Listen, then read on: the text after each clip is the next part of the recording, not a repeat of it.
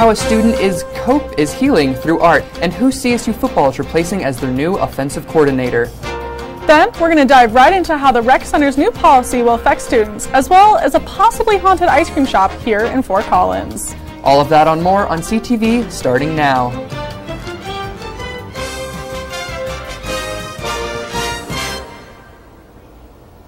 Good evening, Rams. I'm Sophia Ridley. And I'm Robbie Patla. We're so glad you could join us tonight for our first news show of the 2021 spring semester.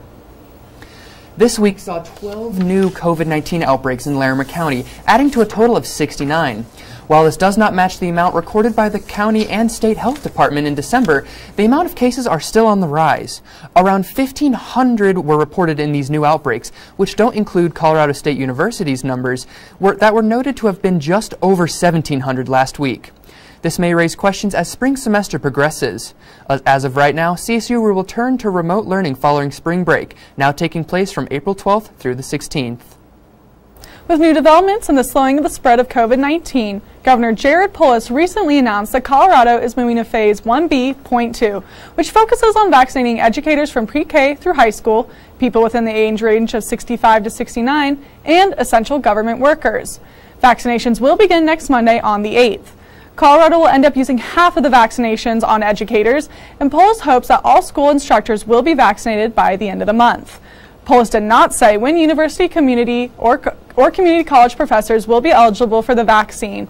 Now we're going to head over with Ren Wadsworth live in the studio to tell you all you need to know about CSU COVID guidelines for the spring semester. It's a new semester here at Colorado State University, which means new guidelines and protocols for COVID-19. Or does it? Let's take a look at how the pandemic preparedness team is keeping Rams safe this spring.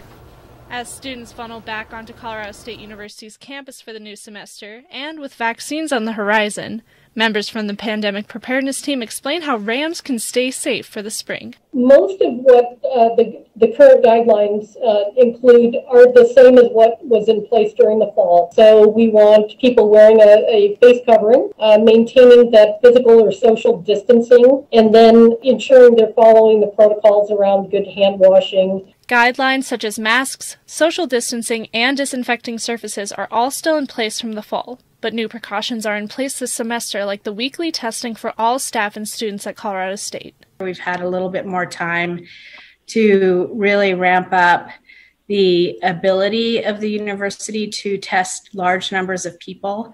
So for that reason, the university can now ask more people to get tested on a weekly basis. As the semester moves into its third week, the pandemic preparedness team is doing their best to keep Rams healthy and safe so they can keep learning at CSU for the spring.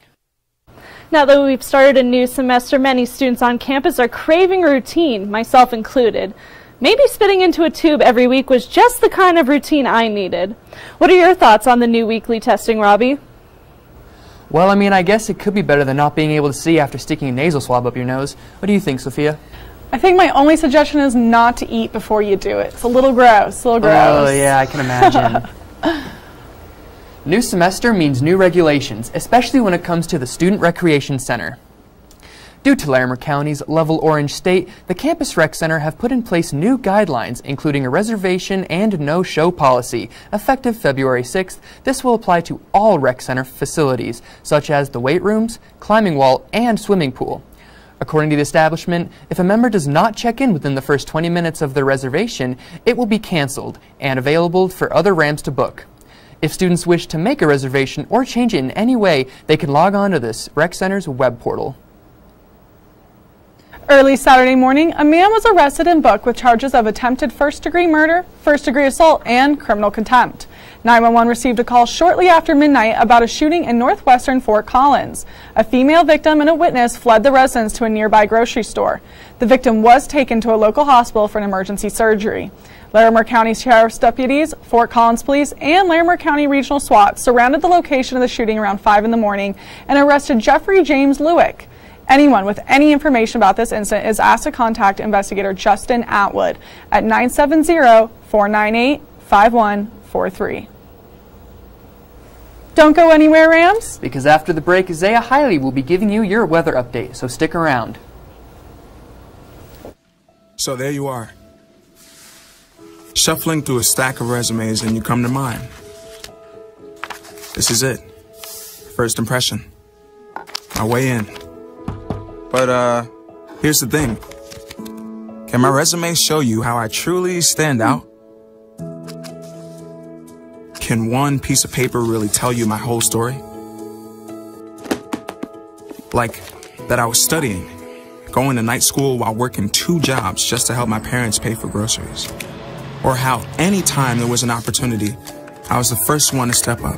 Because I wasn't gonna let my life, my circumstances dictate who I was gonna become. And all of that determination, the commitment, the drive, that's me. And that's something you just can't put on paper. Look beyond the resume and discover new ways to develop great talent like me.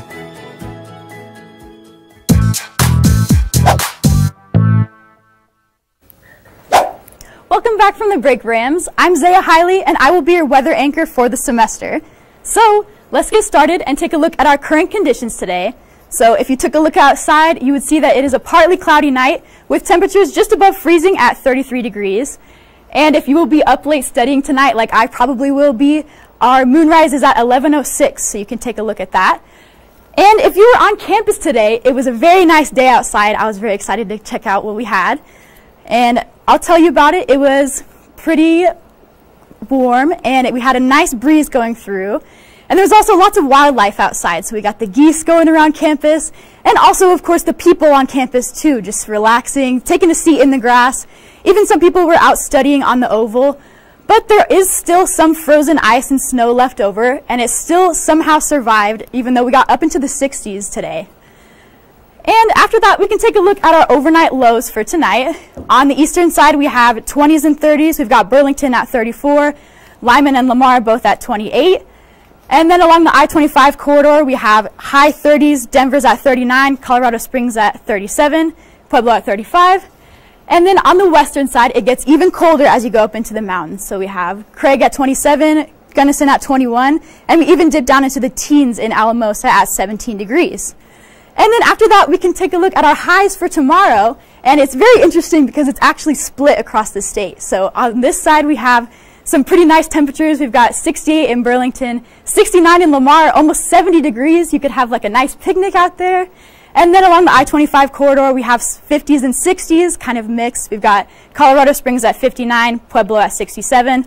But where it changes is on the western side, it actually gets a lot colder. We've got 41 in Craig, Vail's at 40, Gunnison's at 40, Telluride's at 38 degrees, and it's funny because we actually have a 80% chance of snow tomorrow in Telluride. So depending on where you are in the state, very different experiences, so know where you want to be at that time.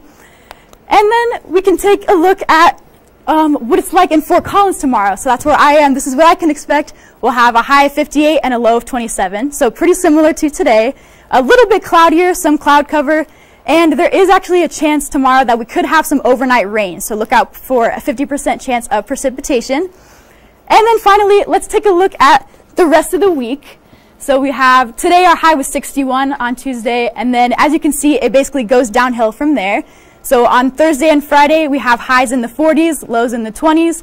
And then in typical Colorado fashion, on Saturday, it just drops down to 26 with the low of 7. And there is a chance of snow on Saturday. And that is actually all I have for you tonight, but please stick around because after the break we have more.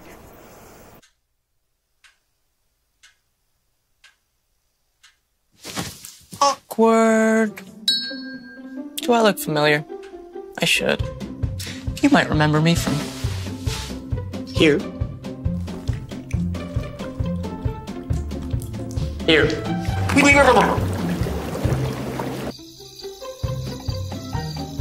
Or maybe even here.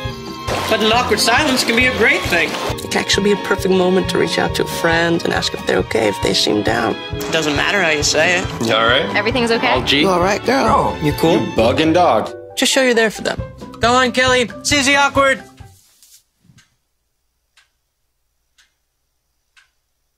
Hey, you haven't really been yourself lately.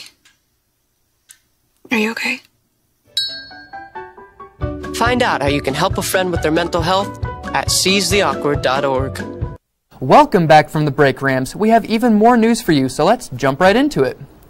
Week 3 of the semester has already arrived. While many students adapt to their new class schedule, one question may arise. What opportunities are there for work? As spring semester succeeds to fill most students' daily schedules, finding time to work may be an issue for some. Fortunately, the summer provides many opportunities for college students. One of the most notable is Southwestern Advantage. Southwestern Advantage helps college students all around the nation and world develop different skills and character traits through our summer program, working with families and helping with their kids' education. Through their direct sales and leadership program, Southwestern Advantage aims to impact students through work, teach essential life skills, promote personal growth through travel, and build community and culture, all while earning money. Employee Alex Haar said this program also focuses on creating long-lasting relationships. We tend to attract go-getters. So naturally, we have an incredible community, like not only people you can go and hang out with on the weekends, but also people that will like push you to hit your goals and have big goals in life as well.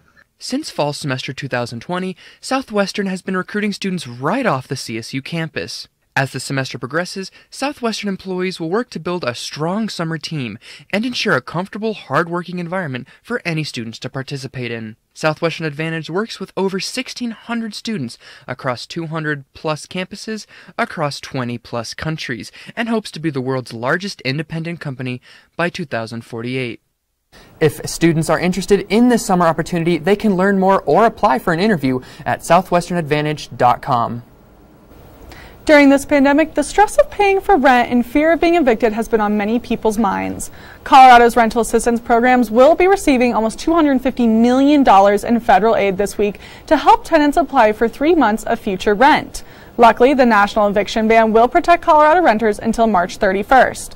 This order has been in effect since September of 2020, but was extended last week by President Joe Biden. Tenant rights activists say this still isn't enough.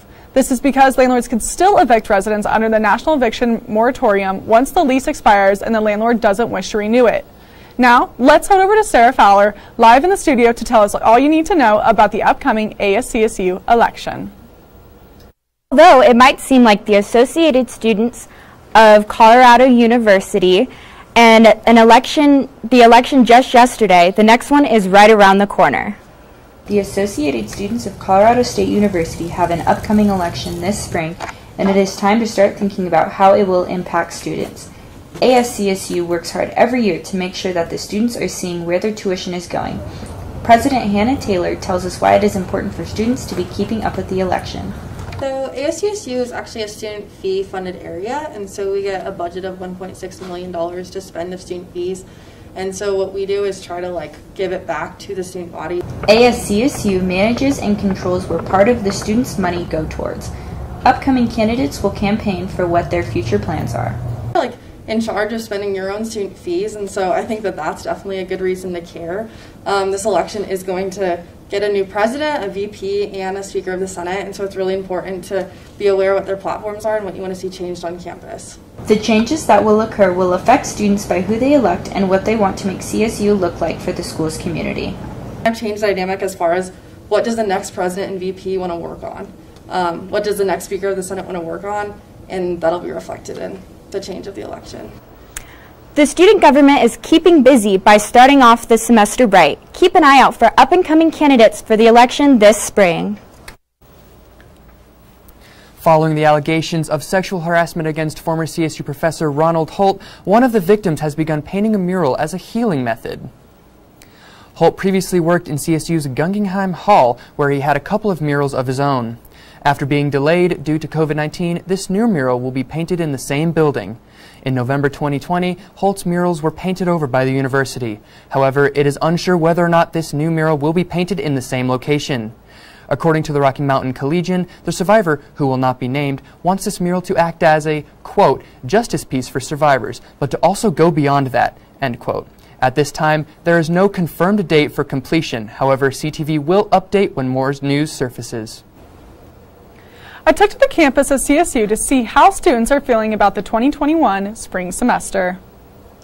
Since COVID, classes have been all over the place. And this being Colorado State University's second semester open during COVID, it finally feels like things are getting back on track for the day-to-day operations of being a college student. For my classes this semester, most of them are in person, and actually a few of them I do have online, but most of this semester I honestly think I'm going to be in person a lot. So I've definitely had more in-person classes this semester. It's pretty split for me, so I'm down to 3 classes, that's all I have left. So I think it's a mix between asynchronous and then my capstone's in person. With asynchronous classes, parts of lectures, assignments, and tests still being online, students' abilities to bend the rules and cheat are quite literally at their fingertips. And professors are trying to find ways to keep this issue at bay. I think cheating is always an issue, definitely on college campuses, but especially more than ever with classes being online. I also noticed that professors are doing more to enforce, try and stop cheating. With the vaccine being distributed throughout the state, hopes are high for things to return back to normal sooner rather than later. So I just want everyone, I know it's been a rough last year, so I think it's important that everyone comes out, has fun, does their part for the community, does their part for the school. I've enjoyed my time at CSU. It's been a great 4 years, and I want everyone else to have the same experience that I've had.